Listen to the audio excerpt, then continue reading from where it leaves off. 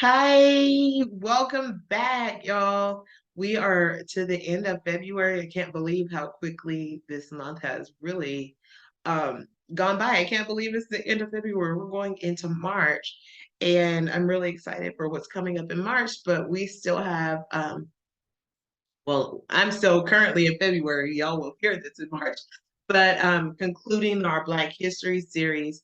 And so this is kind of a full circle moment. So on episode 3, we spoke with Ural and Buford Evans. And today I am speaking to their daughter, Robbie Brock. And she's going to share her story, like kind of picking up a little bit where her parents left off, sharing her story of how she's living out the legacy that they began back in the 60s. So I am really excited to introduce you all to her and for you all to hear her story. So y'all, let's take a pause and welcome Miss Robbie Brock. All right, y'all. So welcome Miss Robbie to the We Just Talking podcast. So welcome, Robbie, and I guess introduce yourself a little bit to our audience. Hi, Tia. It's so good to talk to you again. I am Tia's long lost cousin from Atlanta. And I'm so excited just to be here because we're just real folks having real conversation about real things.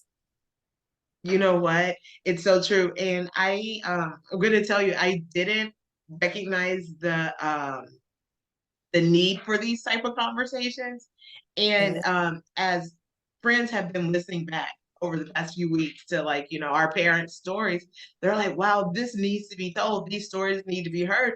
And Yeah. I didn't recognize how much of a void there was until I started doing this and people are like, thank you, keep doing it. Wow. And so I'm glad that you're here today because we get to have a full circle moment in this conversation because it's an extension of the conversation with your parents and how they shared, what they were fighting for and the legacy that they were trying to set in place for Hmm. you, for me, for us and for the generations to come.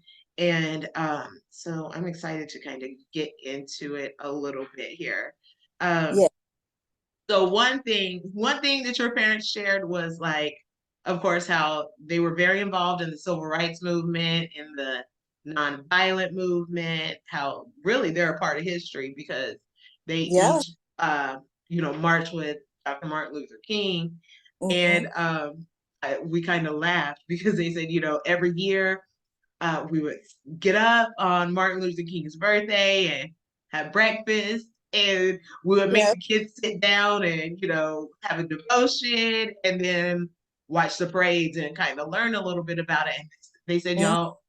y'all were not here for it. We were not always the most cooperative audience. Let's Uh-huh. Not always the most cooperative. But I mean, because see, it was the kind of thing where it was in my grandmother's house, there was always the picture of Jesus and Dr. King. So, Mhm.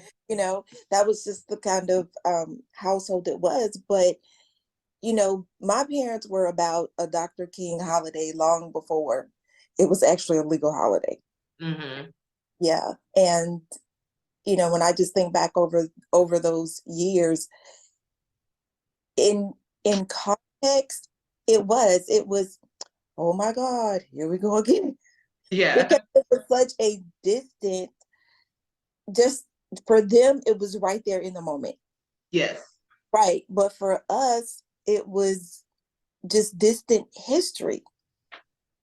So Hmm. it's kind of hard to, or at the time, let me say that. At the time, it was kind of hard to really have that same passion, that same commitment. The So emotion to it. yeah, to really be tied to it the way that they were.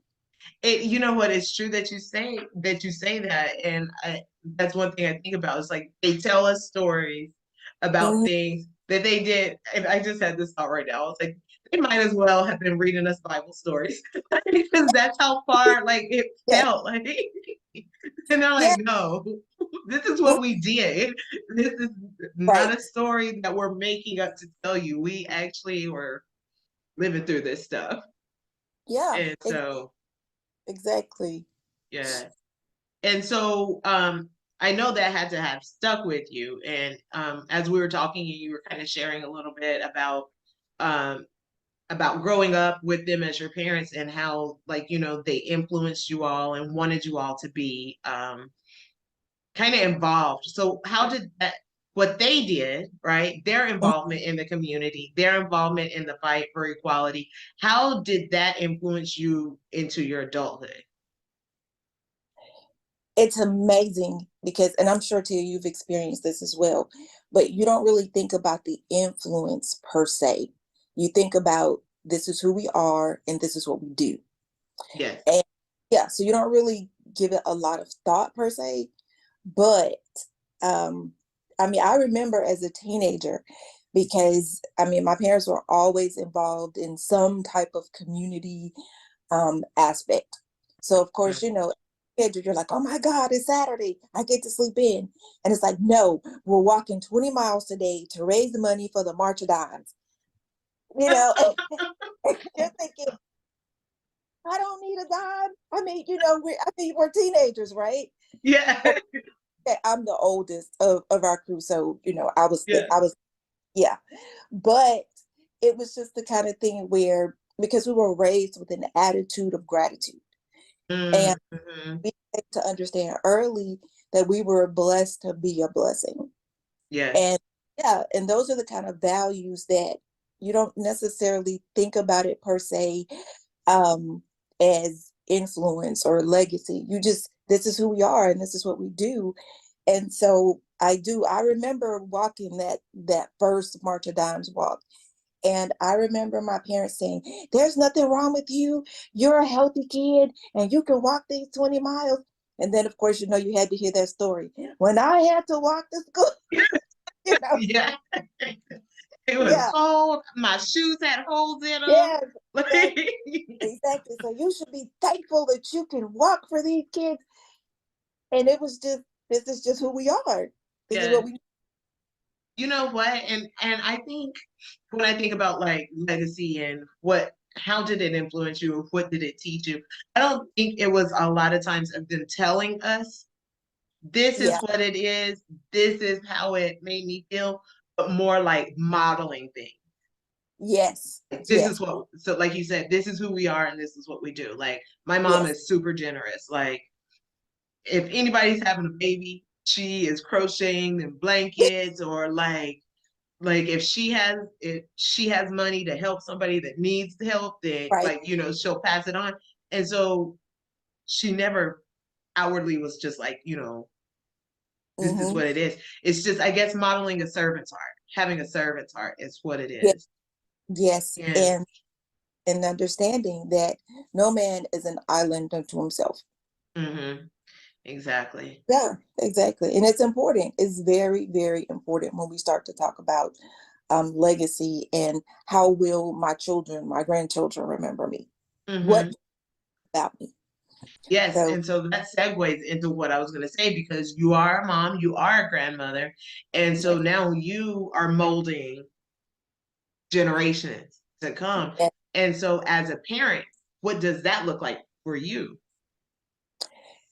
Interestingly enough, it's so funny to you because it does. It looks a lot like this is where we're going to volunteer. This is what we're going to do. And I mean, just even on a practical level, because my granddaughter is 7 years old, hmm but we started teaching her early on. Christmas is coming, and her birthday's also in December. Your birthday's mm coming, Christmas is coming, but until you donate what you have from this closet, from this toy corner, then you need to understand because there's another little girl that needs what you have. Ouch. So that's a very practical aspect that we started very, very young with our children. And but even from just a practical perspective, um, I remember when my youngest daughter, she was in maybe fourth, fifth grade, and she came home. We were really happy, local elementary school type thing. And she says, Mom, I want to be a Girl Scout. And I was thinking, oh, that's pretty cool. Okay, we'll do that. So we started researching and found out there was not a local Girl Scout troop in our area. Oh, So I, really? yeah, so I started one for her. Oh, wow. Well, that's exciting. Yeah, and it was great because that was an opportunity.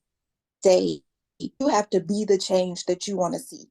If Hmm. it doesn't, then you're more than able to create it. And it was really kind of interesting because so many times it just takes one person to say, "Hey, this is what we're going to do," and people will rally behind you. It was Hmm. it was a great experience. I mean, not Hmm. just for but for her, so many other girls. Yes. So yeah, that's a shout out, of course, for Girl Scouts too. I was a Girl Scout. I was a Girl Scout until I went to high school, actually. Yeah. So Yeah, we you were were. Girl Scouts until we went to high school, Mhm. and then it wasn't cool to be a Girl Scout. I'm like, Mom, Yeah. can we quit? Like, do I? Wait. I don't want to go to meetings anymore. I don't want to cross over into anything else. Like, none of my friends are Girl Scouts, but like, being young as a Mhm. Girl Scout, like you learn a lot of things. You learn like about friendships, Yes. and for us, honestly, being in the Girl Scouts actually helped us to not just be in our bubble at home. Yeah. And one thing that I kind of talked about in all of them is how Scottsboro is was very separated, not segregated, but separated, Okay. right? And so my mom had us involved, and so like it was probably our troop might have had like 10 girls in it, maybe Mhm. Mhm. maybe a little bit more. Like, it kind of fluctuates. Oh yeah. Yeah. Right. Um, and so it would be like at any given time, it would be me and Dana, and then Mhm. probably one other black friend that might have been a Girl Scout, and then all the other girls were white girls, right? But Mhm. like it allowed us to not just be in our bubble in our neighborhood, and Yep. to be like involved in other spaces. Mhm. And Exactly. so my mom she always had us in Girl Scouts and going to and probably because she was, that's what she was in. She was in Girl Scouts. So y'all, I'm putting y'all in Girl Scouts. Y'all are gonna do this. Yeah. And so, but like I was thinking about this, and I think we talked about it a little bit, like just being super aware. Um, I feel like I was always kind of aware that me and my sister a lot of times were the only ones that looked like us in there. Like, well, how come it's just the two of us? Yep. Yep. And so, but it kind of prepares you for the world also, Definitely. because in the world, we're not the majority, we're the minority. Mhm. And so it kind of prepared, I guess, to walk into other spaces where not everybody is going to look like you. And so, It's yeah, so. it teaches you to be able to interact um, on a level where you don't feel like inferior or less than, maybe. Yes. But like these are my equals. These, we're girls, we're in the Girl Scouts, and we Mhm. do the same thing, and we belong in the same rooms together. Exactly. Exactly. Hmm. But um, because it's so important that we start, and of course I can say moms and grandmoms, but like you're saying, the women of influence in our communities to be those role models. That is so important because so many times we don't know, who's watching our lives, who's learning this one thing, or um I mean, it's just so important for us to lead by example. Hmm. And sometimes that's not about the dissertation. It really is about the doing. And it was just so important to me, especially of course having girls, and there's a big age gap with my girls. There's 8 years actually. So it was just so important to me that they were always aware that they had a plan, they had a purpose, they had a reason. God is not a God of accident.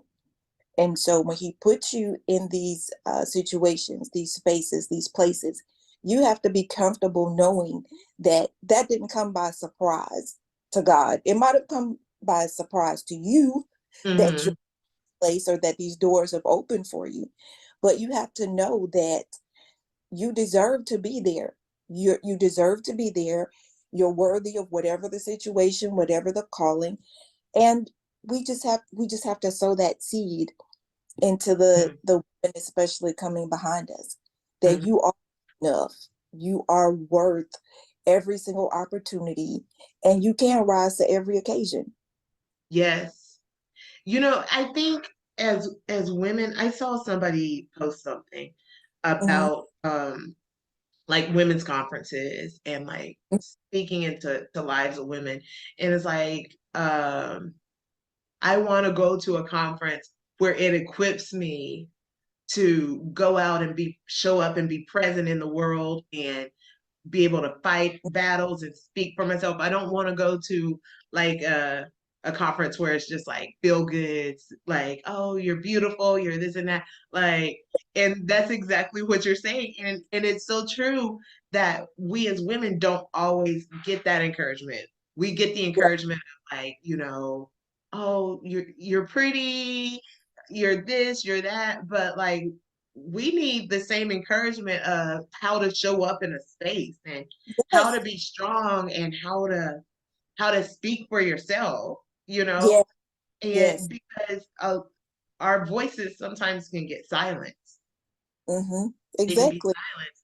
And I think, and then that's twofold because when you're a woman and then a woman of color, sometimes you're silenced even more. You're not yes, valued a little as much. And so I appreciate kind of the world that we're in now, yes, where uh, it's saying, Black girl, yes, you're beautiful. hmm, Black girl, you have a voice, yes, and you can be heard. And as I was talking to my mom last week, she didn't have that growing up, and right, I appreciated that. Like now it's there. So kind of in this new, it's not a new age, but like I think I it's don't, a new awakening, I like maybe, that. Yes, maybe. Mm, yes. In this new awakening that we have, where it's empowering people, it's yes, empowering women to to speak up and stand up and to show up. And I like how you said, you wanted your girls to be, and you wanted your girls to be that, and now in turn your granddaughter is going to be that. So yes, they always talk about generational curses, right? Of how like breaking these chains, but yes, you're building like a, a legacy, really, like for lack of calling it anything else, a generation of women who know what it is to be involved in the community, know what it is to like be a part of a sisterhood, because that's what Girl Scouts is. It's a sisterhood, and it's teaching you life skills also hmm, when you don't even recognize it, like, oh, I'm just earning this badge here. But no, this is teaching you how to have different type of skills and how to be involved in your community and help other people out. Like it's not just about self all the not all the time.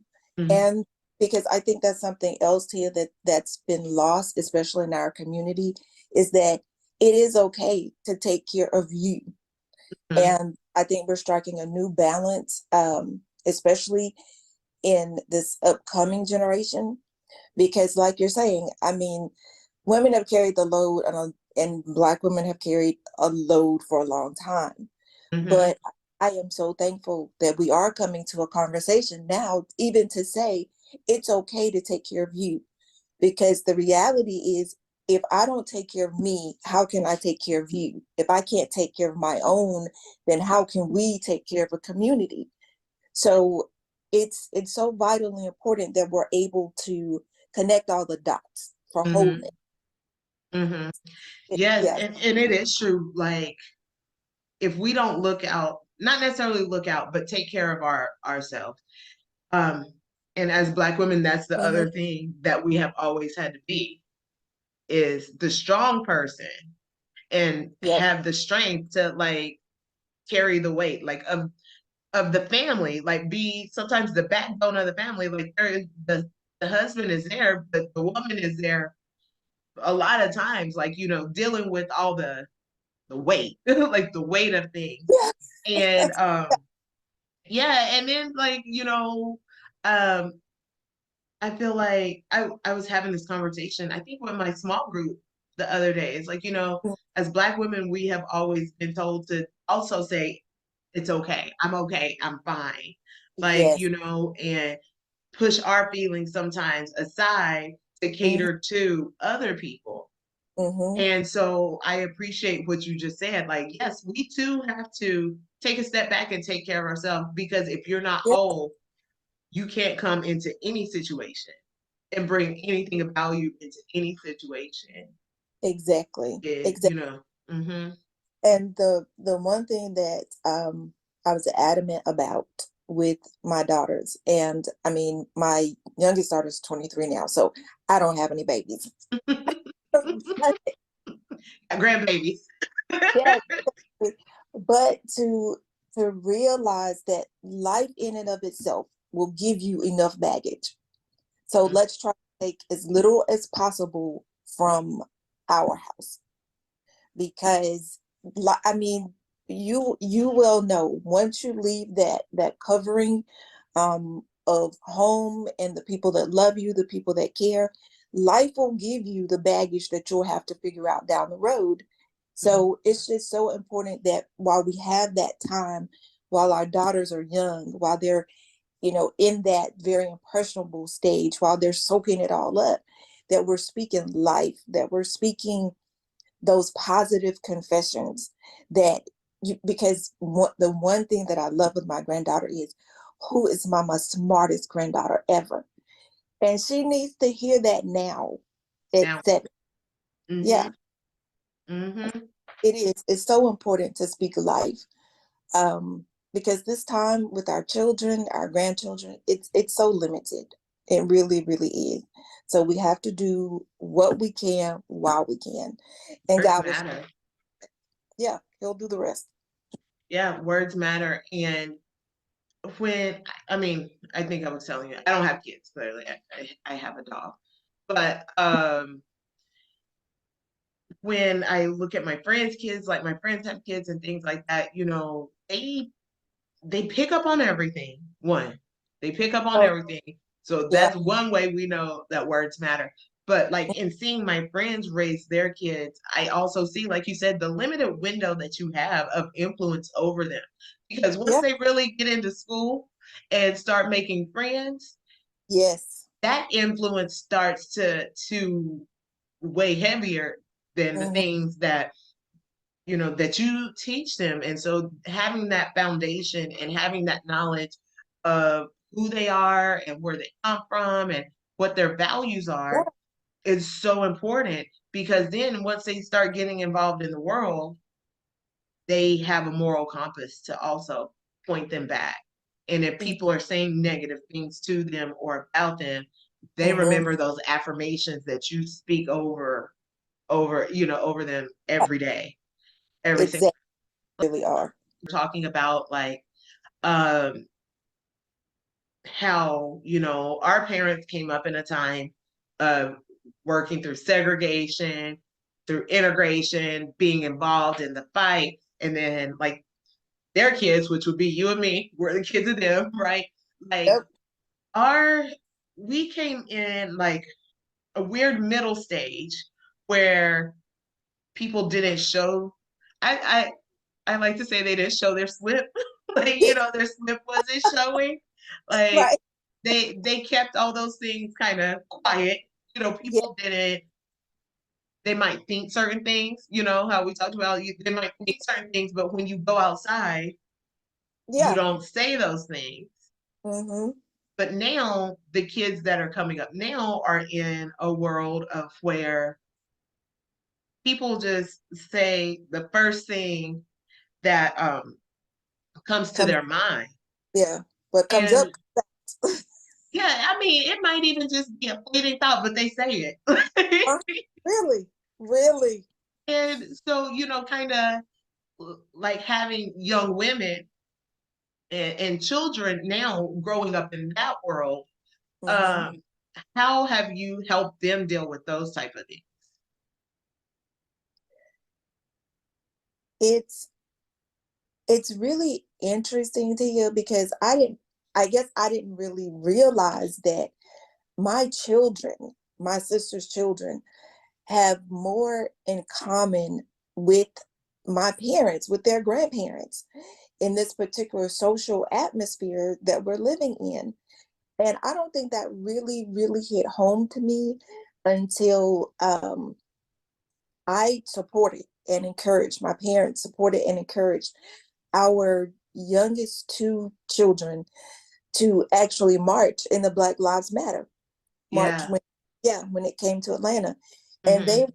this was just a couple years ago. So they were, 20, 21. Mm-hmm. But because that's when the reality really hit home to you. Why are my children able to relate more so to my parents in this type of climate? Mm-hmm. Now, of course, before they left home, and this was right at COVID and this kind of thing. Of course, my parents gave them all the practical, the practical, this is how you march and this is Yeah. what you do kind Yeah. of thing. Yeah. And um, it was just absolutely crazy because we left our parents' house. I dropped them off, at the meeting point, Mm-hmm. and literally I was driving along the parallel roads, taking pictures of Oh, this with my granddaughter in the back seat. oh So wow. yeah, and it was in that moment that I realized I didn't live in this world. I mean, I grew up a child of the 80s where, like you're saying, I think the civil rights movement had become not so much a thing of the past, but had that social impact Mm-hmm. where, regardless of what you say around your dining room table, this is what's socially acceptable. This Yes. is how we cooperate. This is how we interact with the people outside of our homes. But Mm-hmm. by the time my children came of age, like you're saying, that that national value had changed, not just from, my dining room table to yours, but the national American values had changed. Mm-hmm. And for as much as we were able to, like you're saying, keep our slips in place, I like that. Yeah. Yeah, but now it's going to be hard to beat back a lot of this stuff under the rocks from where it came. Mm-hmm. So I do that. That is so sad to me. It's disheartening to me. But it was in that moment of BLM where I was like, yes, you're gonna march and your voice is gonna be heard. And by the way, don't forget your mask. But I mean, it was like, Keep it on. right. But Yes. here's your hand sanitizer. So A sign and sanitizer. they're living in a whole new experience that I Yes. can't relate to. So signs and sanitizer. I'm like, oh my God, what happened? Yes. And Yeah. so how was that experience for them though? Like being involved in it, like and out there having their voices heard, using their voices. Yes, it was life changing. I think that was the moment where they realized now it's our turn Mm-hmm. to, we're the adults now. I mean, granted, we're in our early 20s, we're the adults now. But I think that was that empowering moment for them to realize that it is up to us now. What are we going to do about it? How are we going to pursue all of the buzzwords now, the diversity and equity and inclusion and all of that? Mm-hmm. But I think that was much like I'd heard my parents talk about, that was where the age of innocence was over. Mm-hmm. As you and I mentioned, social media, there's nothing that you can't see or hear now. Absolutely not. Yeah, exactly. And the anger of seeing those clips of, police brutality, or I mean, all of the other injustices, that come to mind. Mm-hmm. But that's where I also think, as children of the 80s, we were also shielded from that because, yeah, we didn't have that type of access to national news, border to border, coast to coast. But now our kids, they see it all, they hear it all. Yeah. So, yeah. And I growing up in the 80s and the 90s and the early 2000s, um, it was a bit of a bubble. And so when Black Lives Matter and people started marching it was 2020, seeing the police brutality, I felt Yeah. like I had been, like you said, in a bubble. And I'm like, wait a minute. Yeah. I thought we were a little bit beyond this. I thought we were past this, like people being treated differently because Mm-hmm. of their skin color or like just being targeted just because. Mm-hmm. Like, and so when it started happening, I mean, at 38, 39 years old, I'm like, what is, hold on. I mean, Yeah. this What is is where the, we are. This is where we are. It's 2020. How yeah. how are we taking steps backwards, not Yeah. forwards? Like I felt like we going back into segregation again? Like that's how it almost I felt. know. I Like, know. and I'm like, we should be beyond this. We should be well beyond this, especially Mm-hmm. because the world we live in today is such a melting pot. Like people who are Yes. sitting trying Yes. to like say, oh no, pure white, pure black, pure Mexican, pure whatever, right? We Right. we don't live in that world anymore. Like it is No. a Mm-mm. melting pot of people. Is the now for me personally, the rude awakening to the fact that, like you're saying, we thought we were so much farther along, Mm-hmm. as a nation, as Americans. I started with the voting rights program as a career fed. I started with the voting rights program September of 2008. Mm-hmm. And that was right at the first Obama um, administration or election. And this was a job that, I mean, as a voting rights program coordinator, this was a job I really, really wanted. I thought, as a public servant, this is it. I have arrived. I can really make a difference. I can really, um, believe in the things that the federal government stands for. And I mean, so much so, to you, that I applied for the job the first time and didn't get it, and applied a second time. Okay. I just really felt like this is it. This is my calling. The civil Yeah. rights movement started right here, off of Auburn Avenue. We're the birthplace. I just felt like this was my time. And see it in the years that followed, it was absolutely horrifying to me. I was the first person that looked like me. I was the youngest person that looked like me. Um, it was absolutely horrifying to be in the field and when I say in the field, of course, referencing states like Mississippi and Alabama, where I grew up in Atlanta. I mean, Atlanta's a metropolitan city.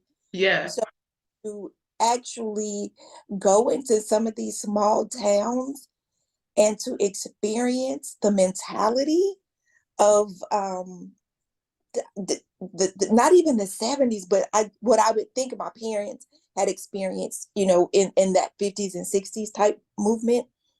But so much so, I was so unfamiliar with this hardcore racial tension that literally, Tia, I would come home, I mean, practically in tears, and have to ask my parents, what does this mean? Or what does that mean? And if this happens, and if that happens. And literally it was learning the same thing that my parents had to learn back in the 60s. So election night, I made sure I was in, I believe, out a little town outside of Vicksburg, Mississippi. But I now I might not be the sharpest knife in the block, but I'm a quick study. Okay. Mm-hmm. Parents told me, hey, you need to make sure that you befriend the people that look like you in case da da da da da. So Mm-hmm. my husband was on standby because I'd flown into Jackson and drove over to Vicksburg. But I was like, hey, in the event I can't get to the airport, you need to be on the road to come and get me Yeah. because we have no idea what might erupt Mm-hmm. after the election. And I did. I at that hotel, I made friends with the maids, with everybody that looked like me, so that if I had to leave that hotel, I could get to some place of safety. And even though I was management, I was the supervisor on site, Tia, I had never experienced anything like the response of those election results in anything that looked like professional federal government. Mm. And that was when I realized, oh my God, the world really has not changed. We have simply been able to put lipstick on a pig. But Lipstick on a pig. exactly. And but the reality is if it looks like a duck, it quacks like a duck, it sounds like a duck, it's a duck. It Okay. is a duck. Yeah. It was probably like a willingful ignorance that we were kind of trying to hold on to. Probably so. Yeah, But like you yeah, can't ignore it though. no, it's over because it was so hurtful to me. Um, because again, my youngest daughter's 23, and all her life she wanted to major in education, be a teacher. But her clinicals, she had such a racist experience up in North Georgia that literally she decided, I love these kids, but I can't participate in this system. And we have just talked about through the years how so many racial encounters, even in our professional lives, in our workplaces, in our colleges, that have caused people of color to change their life choices, their life destinies over racial incidents. And that simply it just ought not to be. It not It's in there's 23. no reason for it to be. That's the thing. Because when it comes to employment, when it comes to being professional, like there should just be a standard, Yes, just yes. a standard. And Mm, if you meet this standard, then there's no reason why you shouldn't be able to do your job. exactly. Exactly. And the people that are at the top, older white men though, older white men. Yeah. And so like you start looking at management and upper management and there's no diversity in there. So of course if there's no diversity in the upper management and the upper leadership, then Hmm. then people that are trying to come into the door are not going to get a fair shake. Exactly. I mean, Exactly. and depending on where you are in the country, it might be a little bit different in some places, but if we look at the mass majority of it, and Hmm. so it's crazy to me because we don't think that we can be in these spaces, and it's because a lot of times there haven't been women and then women of color on top of that in these spaces. Like Casey's in the architecture field, Hmm. and I feel like she said it's like 1% of One. Black women. Yeah. Yeah. Like it's Yeah. such a One. small percent Hmm. of Black women in the architectural field. Yeah. And so it's like, well, it's time for us to get in these spaces. It's time for us Exactly. to like shake it up. And so it's we have to show the generation, your girls, your granddaughter, the kids that are coming, that you deserve to be in these spaces and Yes. pursue it. Like, have them pursue it. And Mm. if you recognize a gift in them at a young age, then like, Yeah. lean into that gift and encourage them in that gift so that Hmm. as they get older, they feel like they can do it, you And that know? they're comfortable in their own skin. Mm-hmm. Yeah, exactly. because that that goes back to, I guess, why my passion is just really um with so many young girls and young women, because as my parents would say, you know, I know where I am on the life cycle, and I don't have nearly as many years in front of me, that whole story. Yeah. Uh-huh. But because it's the kind of thing where we have to expose them to the fact that life is bigger than the street you grew up on. Hmm. So we need to have our children, our young ladies especially, they need to be okay being the only one that looks like them Yeah. in the room, Hmm. because then you don't waste your time with the culture shock of, oh my God, I'm the only one. You're beyond that. Hmm. So that's why we need to, like you're saying, expose them to ice skating as well as roller skating, expose them to hockey as well as basketball, expose them to the High Museum of Art as well as dip and paint. There has Hmm. to be balance, but we have to expose them where they're going to come to a reality to understand I might be the only one. When we vacation, it's okay if everybody doesn't look like you. And this is so funny to you because I love travel. We love travel. That's our family logo. Have bags, we'll travel. And so, in our travels, we've realized maybe we don't stay in the places where everybody looks like us. Maybe we don't go to the places where people look like us. And so there's this thing now, it's kind of like an inside family joke where it's like, oh my God, there's some Black people over there. I, you know, but Yeah. either way, you have to be comfortable being the only one. Yes. I can't help but think though, like, when do we have to stop thinking that? Like, I try not to notice. I try Yeah, not to notice. but you always. Um, but I can't not notice it. Like, I can't not notice, oh, well, I'm the only Black person in this room.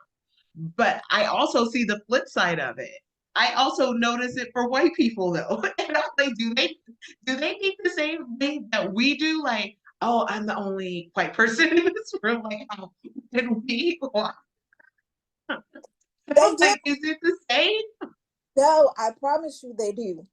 Yeah. And yes, they do. And that's been a great thing about being a part of this national voting rights program. Hmm. Because now, of course, as the regional coordinator, I was responsible for Texas back to the East Coast. Hmm. So for me, a lot of the political issues were racial. It was just a black and white voter suppression or whatever the case might be. Hmm. Um, say on the West Coast, the emphasis was not on so much the racial injustices as it was minority languages not being represented in the Hmm. vote program. So I've learned so much about so many other cultures. For example, now mind you, again, I grew up born and bred right here in Atlanta. Hmm. I thought, well, Chinese is a language and it's just Chinese. But I had no idea there were so many different dialects of the Chinese language. And Hmm. I also had an opportunity to work with a small group of Native Americans out of Mississippi, and how Hmm. there is a dying language. It's not a written language. So that's the type of exposure that until you really have the opportunity to operate in circles that large, where there Hmm. is type of diversity and where people are not afraid to talk about the racial issues or the a lot of the things that we're not going to talk about on the 6 o'clock news. Hmm. It's wonderful. It's such a blessing to you, because that's when you really realize we are so much more alike than we are different. Yeah. And yeah, so whether you're talking about on the reservation or the urban experience versus the rural experience, people are people. And until Yeah. we come to a place of trying to get to know one another on that simple premise, we're going to have what we have right now. The discourse. Yes, exactly. And Exactly. and that's a great segue Mm, into one of the programs that you were telling me about that you got involved with in your community, which was the Be the Bridge program. yes. And Yes. so, if you don't mind, share a little bit about Be the Bridge and how you became involved with them. Actually, again, I think there are just certain things that we hear the call, we hear the clarion call to participate in. And outside of course, my 40-hour gig, I actually found out this was a neighborhood initiative. Mm-hmm. And Be the Bridge is a faith-based Christian community organization that was started by, let me make sure, Latasha Morrison Mm-hmm. a few years ago. But basically, like we talk about with women, she was able to have access to a very diverse group of close friends, and they came together. Let's have real talk about the real issues. And out of that dining room experience grew an entire community grassroots effort of every community has to acknowledge where we are as a country, and how, like you're talking about with church, how that 11 o'clock hour is still, for the most part, the most segregated hour in America. But Be the Bridge, we would meet at a neighbor's house, and there was a full curriculum, that discussion guide, discussion groups, and we would have real talk about those issues. And so your question a few minutes ago about, do white people feel the same?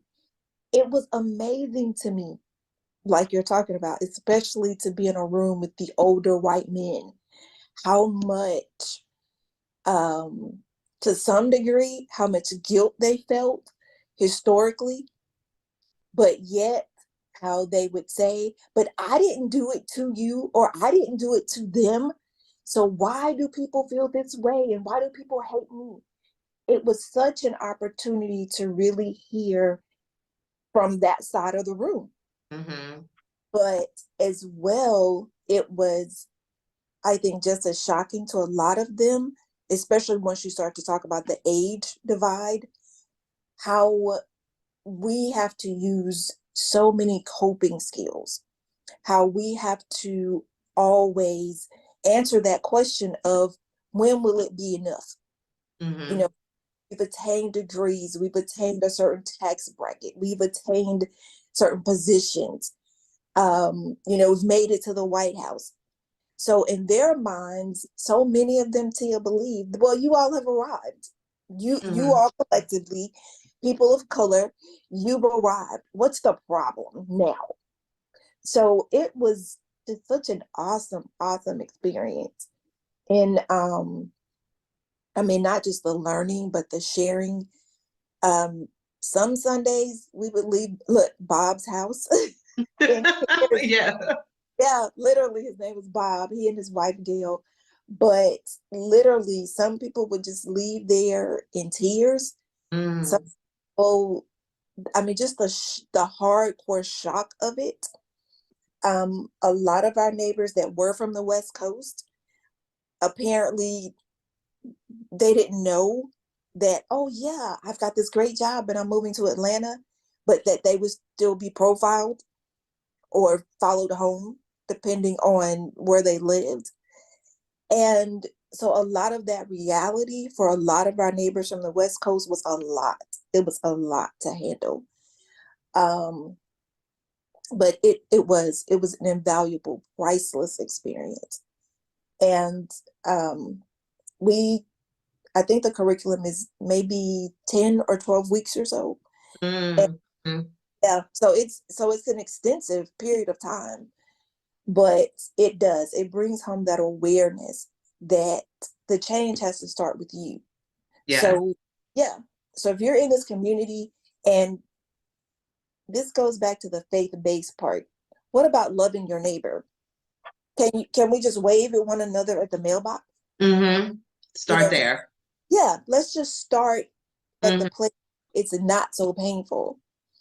But Uh, I think because I was looking up to Be the Bridge, and how they say that it says we exist to empower people and culture toward racial healing, equity, and reconciliation. And I think that's so huge because regardless of how many years have passed since slavery and since civil rights and since we thought we were okay and since 2020, regardless yeah, how many years and how many days have passed, none of it is ever going to be right or healed or understood unless people start to sit down and talk to each other exactly. and see, like you said, that we all have the same struggles, we all have the same insecurities, we all have the same worries. Yeah, And but like sometimes we just want to like keep to ourselves and we don't want to learn from the next person, because if we learn from them we have to recognize that they're another human, we have to humanize them, right? exactly. And then we feel bad once I humanize you, then I really feel bad about the things that I might have said or how I treated you, or Yeah, and so I feel like more people need to be talking about things like this. Be the bridge, you know because yes. we want to be a whole healthy functioning people group, a whole healthy Mm, functioning community, a country, really, yes, and most of us do. most of us do. Right. Most of Mo- us, right? And that's one thing about this new generation coming up. Like, they're about it. and yeah, but yeah, like a lot of them want to see better. I mean, of course, there's still like people that are raised to not want to intermingle and like, keep to yourself. But that's not the reality. And if you want no, that world, you're probably gonna have to go live under a rock somewhere. exactly, And exactly. and we're people of faith. We believe in the Lord. We have a relationship with God. We go to church, and how you're saying it's the most segregated hour in the country, which is Yes, ridiculous. It's so yes. ridiculous. And because like growing up in Alabama, we went to black church, right? Mm, yep, Oh, we go to the black church, right?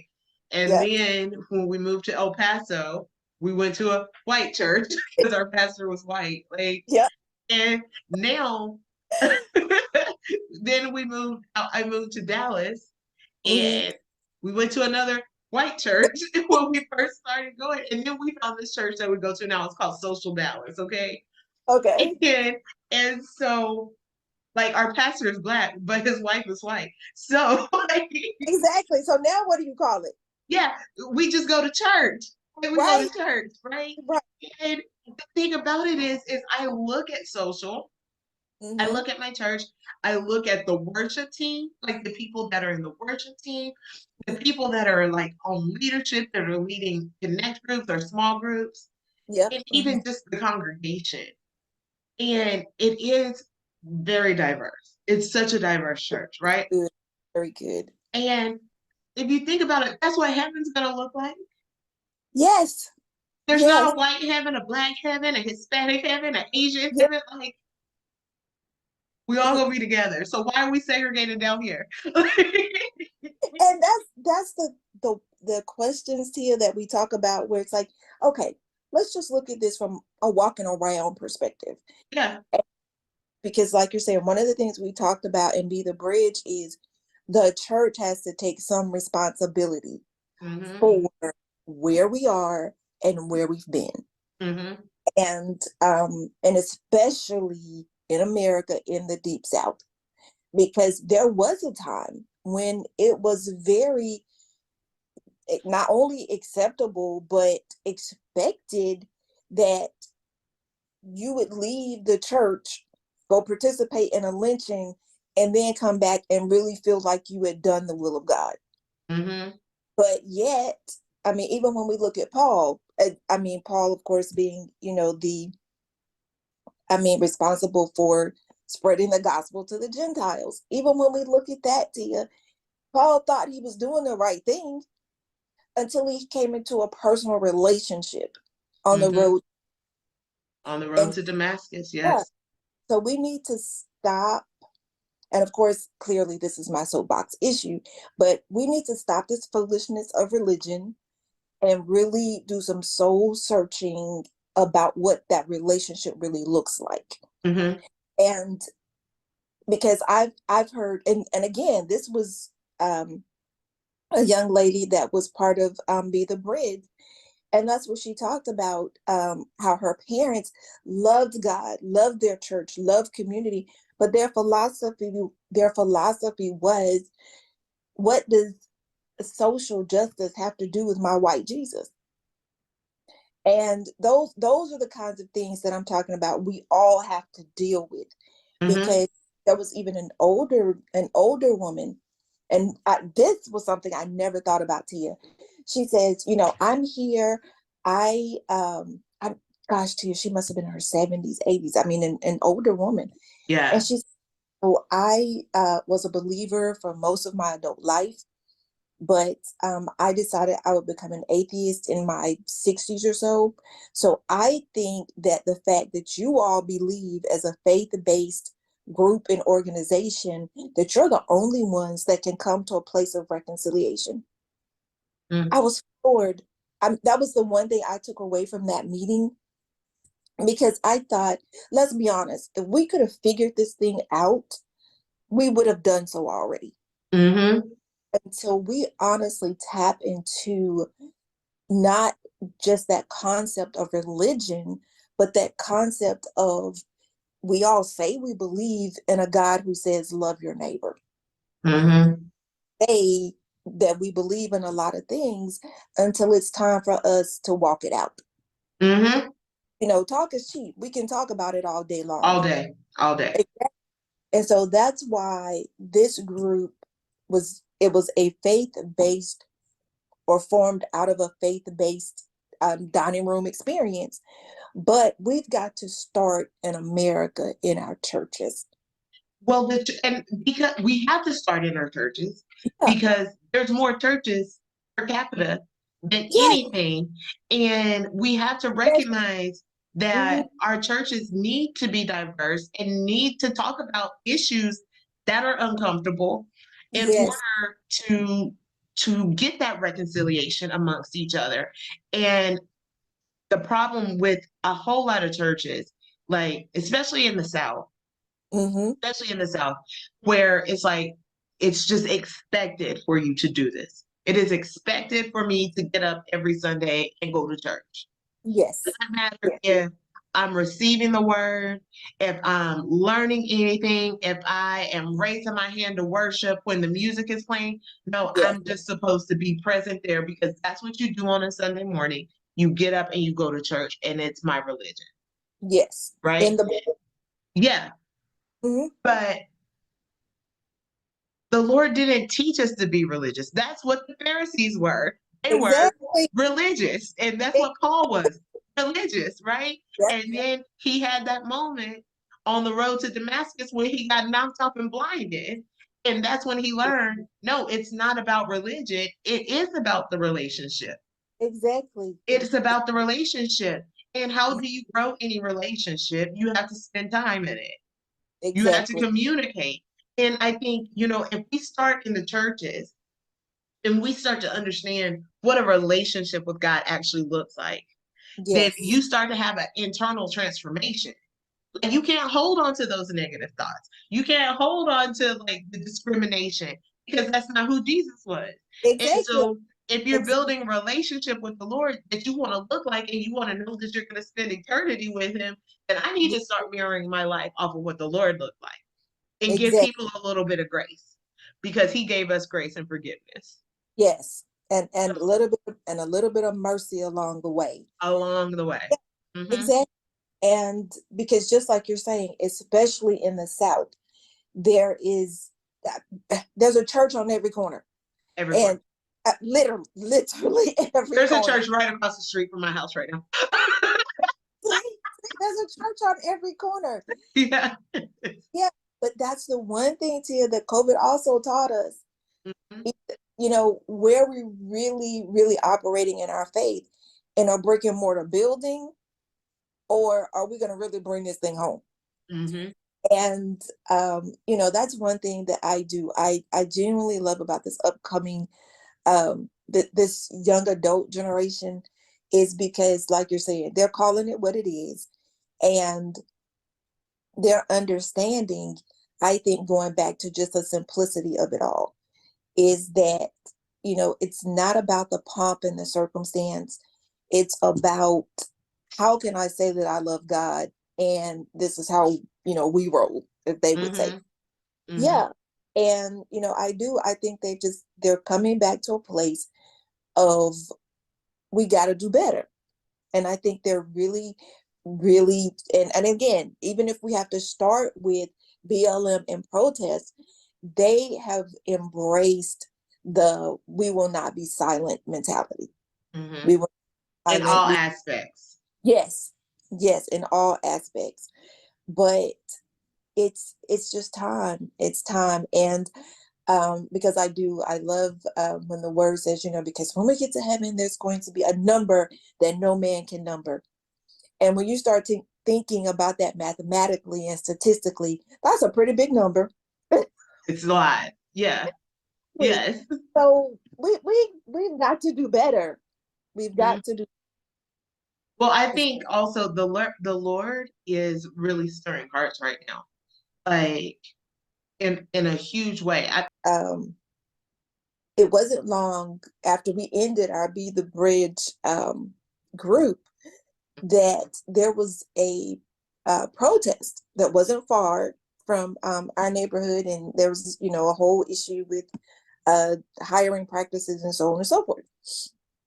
But this again was when I thought about my parents, because I thought, when the young lady called me or sent me the email, she's like, "Hey, Robbie, there's a protest and da da da da. You know about all the issues and so on and so forth." I was like, "Yeah, I know, I know." And she says, "Well, there's a protest such and such and so. Are you going to be there?" I said, "Honey, haven't you heard that we need the strength of the young and the wisdom of the elders? I am now an elder. I'm not carrying a sign and walking around out there, because somebody's going to need to bail y'all out." Okay. But that goes back to exactly what we're saying with the elders, are the people that have experienced, lived this life, been down this road.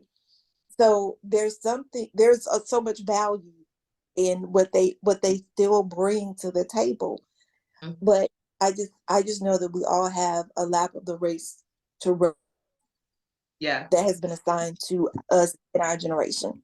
Yeah. Yeah. Just to be able to Yeah. be the support. Mm. And I don't know.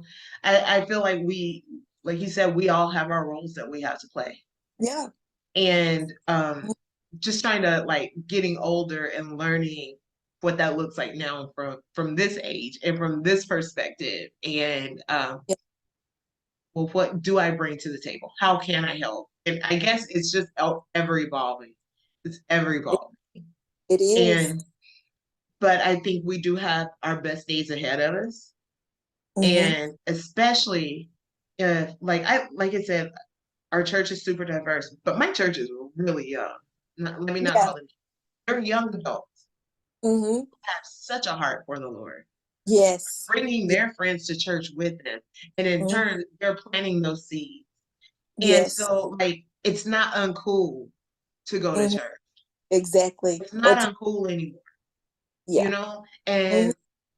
And and it just might be the age that I am, where I'm closer in age to the pastors. Maybe that's what it is, you know. Mhm. And so the things that the pastors are talking about feel like relatable and like real life things. Right.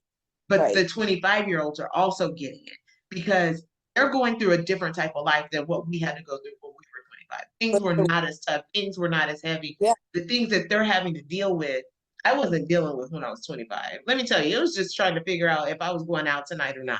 Like it wasn't as heavy because social media wasn't looming over our head and we weren't seeing all the things that Yeah.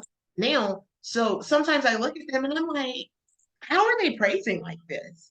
Like you're 25. Like how do you know how to praise the Lord with this much like This much emotion and this power? much passion. Yes. because they live a life. It Yeah. is easy. Life is not easy. And so No, I it's not. commend them for being bold and saying, okay, yeah, I might have gone and hung out, but I'm here praising the Lord and posting about it and not being ashamed to Yes. show that I'm in the Lord's house. Yes. And Exactly. so that's why I feel like we have our best days ahead because Mhm. I feel like the Lord is going to really show up and show out, for lack of a better word. Yeah. Oh, I definitely agree. And if we think about it, and we, as my dad would say, we recognize those patterns that have gone before us. And when we look at, I mean, Moses wasn't going to live forever, Hmm. and Joshua, and but ironically, and this is something I thought about often, but Joshua was not the son of Moses. Moses had two sons, but Joshua wasn't one of them. So Hmm. this goes back to what we're saying to you is we have to be able to understand when God is building community. That community might not look like you. Community might not be DNA related to you, Hmm. but we if we can all find our place where we're supposed to be, find our lane, Hmm. God will bring God will bring the people. He will bring the people, the leadership, and it just goes back to that relationship. But I'm so excited for these young people because, like you're saying, and I think, Tia, the pandemic really does also have a lot to do with that Yeah. because they've had to, even in just talking to my daughter and my nephew, I mean, these are people that are under, like you're saying, under 25, and they do see things very differently. They're the 9/11 generation. They're the Hmm. school shooting generation. And now they're the COVID generation. So they don't hold on to their lives in the same mentality, I think, that we learned to do it. Hmm. You know, we're the generation, we were the generation of you obtain the American dream. It's ABC and 1, 2, 3, and this is Let me how get that a job, a house, a car. Yes. right, right. Yes. 2 kids, a dog, and three whatever. The white But picket fence. yeah, Yes. yes, yeah. But when you think about how much tragedy they have seen on a world scale. I mean, the end of a 20-year war. This the Middle East war or the Afghanistan war started when these babies were 2. I mean, they were right at 1 and 2 years old. So in their minds, it does look very, very different. 20-year wars, 9/11. I mean, where people are killed thousands upon thousands upon thousands at a time. Hmm. And I mean, you look at Sandy Hook and they just see the world and value their lives very differently. Hmm. And just like we're talking about the statistics, the as far as crime, and let us not talk about the mental health crisis, Oh you man. know, COVID. Yeah. So they're living a very, very different experience Mhm. than even we did. Yeah. Yeah. Yeah.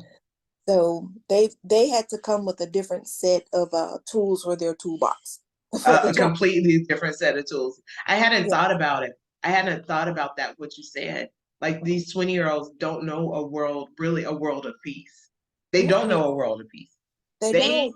they know a world of fighting and trauma and like surviving. Yes, Where I think when I was young, it was the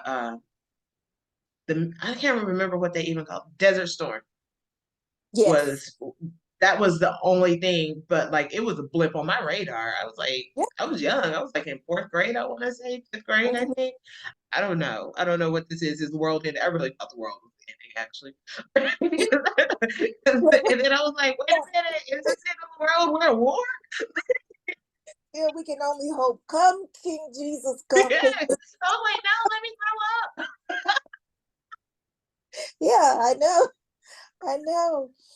It was a different experience. Yes, yeah. So I that Mm, kind of put puts them into a little bit better perspective also. No wonder they were ready to get out here on 2020 because they were like, it's our time. We were made for a time as this. Like it is time for us That's to stand up. And I was like, am I supposed to be out here? I think I'm supposed to go, but I'm scared. And there's COVID. Lady said, here's your sign and sanitizer. But I'm like, my mask, yes, do I go? Am I gonna lose my job? I So know. many, like so many things. Let me go ahead and sit here and do my job. I don't know. Look, I'm gonna pray So for them. yeah, yeah, Lord, protect these kids while they out here. Help them Yes, not to get arrested. Like, exactly, exactly. But it's a different time. It's a different time. but yeah, I think it's making way for. I don't want to say it can't get worse because shoot, it could get worse. I mean, it could get worse, but I'm just praying for it to be better. Like, Lord, I know, just let us figure it out. Let us figure it out down here. So that we can live in like we'll never live in peace because we still live on earth. There's no right. we're not gonna we're gonna have hardships, we're gonna have issues. We already know that Yeah, much. yeah, of But course. let us at least learn to see each other as people. Exactly. Each other how Exactly. the Lord sees us. That's all. Let us just see each other as people. Exactly. And and there we all know it's one person at a time. Hmm. One person at a time, making a difference in the circle of influence where Hmm. we are.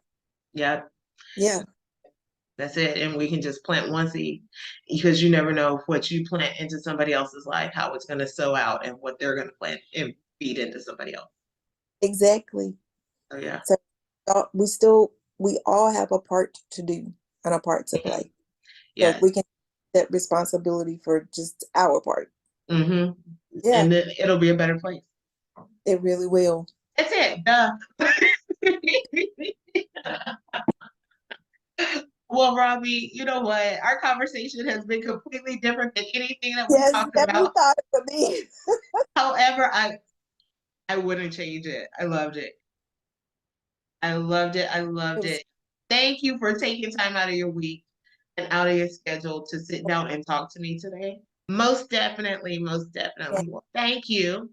So, thank you. um, and thanks everybody for hanging in here with us this evening or morning Yeah, uh, for our conversation. I hope it blesses you because it was really blessing to me tonight.